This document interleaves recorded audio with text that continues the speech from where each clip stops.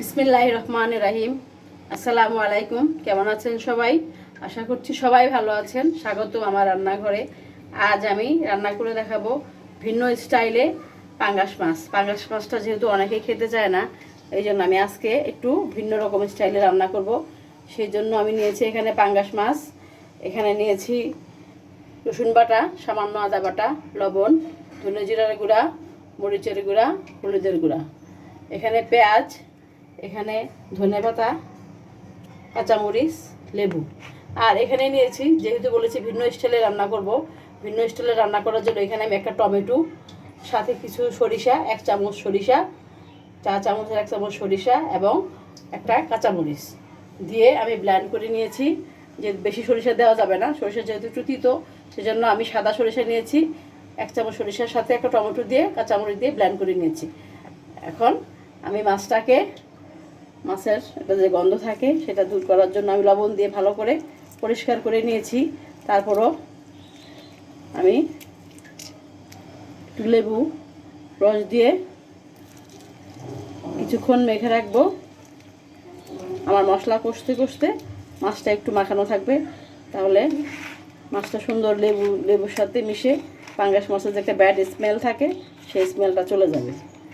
এটা হতে থাক, এখন আমরা মূল রান্নায় চলে যাব। আমি চুলায় কড়াই বসিয়ে পেঁয়াজ দিয়ে ব্রাউন করে নিলাম। এখন আমি একে একে সব মশলা দিয়ে দিব। যা মশলা ছিল মাপায় সব দিয়ে দিলাম। দিয়ে আমি এখন মশলাটাকে ভালোভাবে কষিয়ে নিব। মশলাটা ভালোভাবে কষিয়ে নেই, এরপরে কিছুক্ষণ পর আমি আবার আসছি। তো আমি মশলাটাকে ভালোভাবে কষিয়ে নিয়েছি। এখন সেই সরিষা বাটা এবং টমেটো দেওয়া, আবার বলছি এখানে একটা কাঁচামরিচ, 1 চামচ সরিষা বাটা, 1 চা চামচ আর একটা টমেটো দিয়ে আমি ব্লেন্ড করে নিয়েছি। দিয়ে এখন এটাকে দিয়ে দেব। দিয়ে এখন এটাকে আমি আরেকটু ভালোভাবে কষিয়ে নিব। সরিষাটা গন্ধ যাওয়া পর্যন্ত ভালো করে কষিয়ে দেব। বাটিটা ধুয়ে একটু পানি দিয়ে দিব।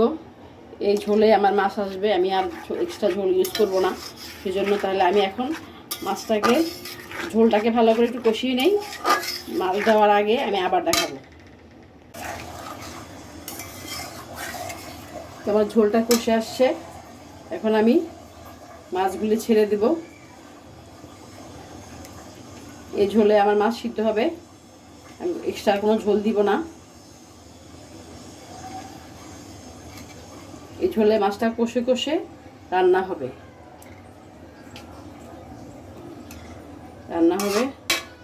এখানে রান্না হয়ে যখন তেল ভেসে আসবে তখন আমি কাঁচামরিচ ধনেপাতা দিয়ে নামিয়ে ফেলবো।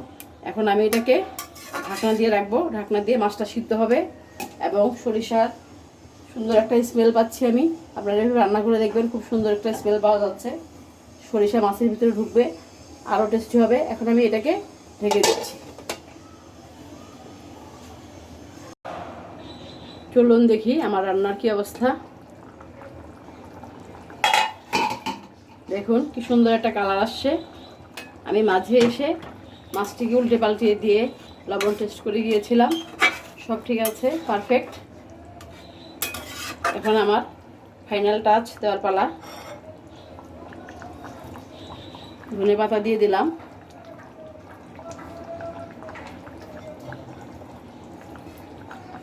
একটু ঝোল ঝোল থাকবে, কারণ এটা ঝোলটাই মজা।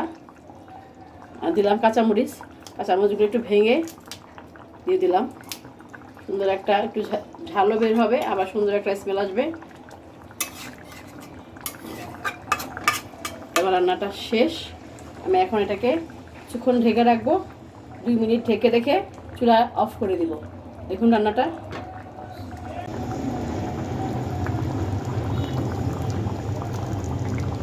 দেখুন কি সুন্দর একটা কালার আসছে। রান্নাটাও টেস্ট হয়েছে। আমি লবণ দেখার সময় দেখলাম অনেক ভালো হয়েছে। আপনারা এভাবে রান্না করবেন, যে কোনো মাছ দিয়ে রান্না করতে পারবেন। ইলিশ মাছ, রুই মাছ, পাঙ্গাস মাছ, বোয়াল মাছ, যে কোনো মাছ দিয়ে রান্না করবেন, খুব টেস্ট হবে। এই তো রান্না হয়ে গেল আমার ভিন্ন স্টাইলে পাঙ্গাস মাছ রান্না। আপনারা এইভাবে পাঙ্গাস মাছ রান্না করবেন। যারা পাঙ্গাস মাছ খান না তারাও এইভাবে রান্না করে খেয়ে দেখবেন, অনেক ভালো লাগে। তো ভালো লাগলে আমার পাশে থাকবেন, আমাকে লাইক শেয়ার এবং ফলো দিবেন। আজকের মতো এখানে বিদায়, আল্লাহ হাফেজ।